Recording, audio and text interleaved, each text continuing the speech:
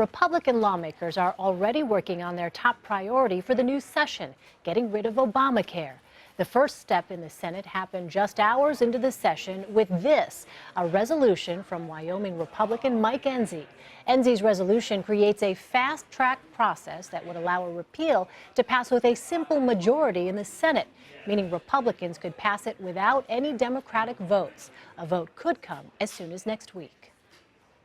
For more on what's in store for Obamacare, let's bring in Louisiana Republican Senator Bill Cassidy. Senator, thanks for being with us. You are one of the few physicians in the Senate. You're joining us from Capitol Hill. We want to talk about the Affordable Care Act, but first I wanted to get your reaction to House Republicans' move to reduce the power of the Congressional Ethics Office. There were some who were questioning, in fact, including the House leaders, Republican leaders. They were questioning the timing of this. You know, Elaine, that's not what I think about. I think about what can we do about Obamacare? What can we do about getting the economy going? If I was in the House, I'd probably think about it a little bit more. But I'm in the Senate, and I'm just thinking about how do we get jobs going? What do we do about Obamacare, et cetera?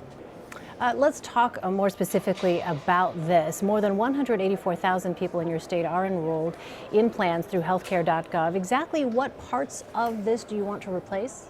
So the plans that are on the exchanges have $6,000 deductibles. A friend of mine who is not on the exchange but has an individual policy, his premium for he and his wife, both about 60, is $39,000 a year. No one believed me, so I put it on my Facebook page. $6,000 deductibles. This plan has people enrolled, but as I like to say, kind of paraphrasing St. Paul, it is the illusion of coverage without the power of access. I worked for 30 years in a hospital for the uninsured. If you said to one of my patients, we need you to pay $6,000 before the policy works for you, they would look at you like, what? I can't pay my rent in 6 months.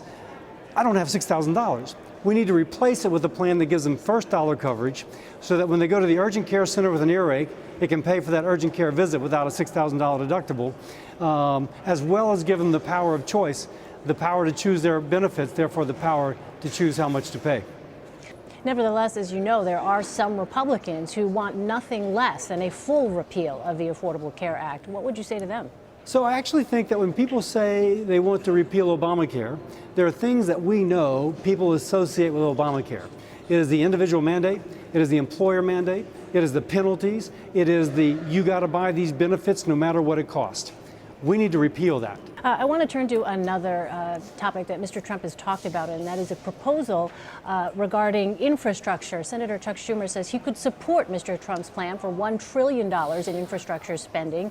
Would you support that kind of package? And is this one of those areas where there could be common ground between Republicans and Democrats? Absolutely. You got to pay for it. There's no free lunch. You have to pay for it. But the country needs infrastructure. If you look at the folks who are struggling right now, they're working Americans. They work in construction, they work in manufacturing, they work in oil fields and coal mines. We need jobs for those families. Infrastructure helps to do that, but it also is a long-term investment that pays dividends in other areas as well. So I'm all about infrastructure. As you know, there are some Republicans who have concerns about our national debt. Do you think that your fellow Republicans would all be on board with that? Well, of course, we have to pay for things. There is not a free lunch. President Obama has increased our national debt tremendously. But that's part of what we do. We try and balance the needed investment as well as the ability to pay for it. And that's one of the things we will work through going forward. On the foreign policy front, Senator John McCain is holding a hearing Thursday on Russia's election hacking. The president-elect says he wants to move on from the issue of Russia's hacking. Do you support holding further hearings? I absolutely do. If the Russians are hacking, they shouldn't be allowed to hack. We're at cyber war, if you will. And we need to understand what took place.